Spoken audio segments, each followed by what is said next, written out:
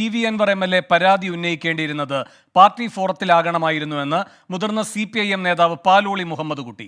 പാർട്ടിയോട് ആദ്യം പറഞ്ഞിരുന്നുവെങ്കിൽ ഇത്ര വിവാദമുണ്ടാകില്ലായിരുന്നു. എന്നാൽ ആരോപണം ഗൗരവമുള്ളതാണെന്നും അതുകൊണ്ടാണ് മുഖ്യമന്ത്രി കാര്യമായി പരിഗണിച്ചത് എന്നും പാലോളി 24-നോട് പറഞ്ഞു. പാർട്ടി ഫോറത്തിൽ ഉന്നയിച്ചിട്ടില്ല എന്നുള്ളതാണ് വലിയ വിവാദങ്ങൾക്ക് ഇടവരുത്തിയത്.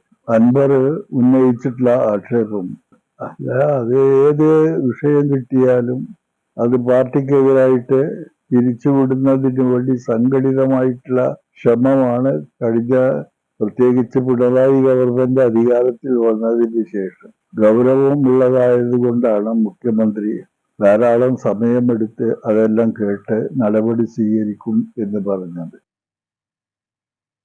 ഇടവേള.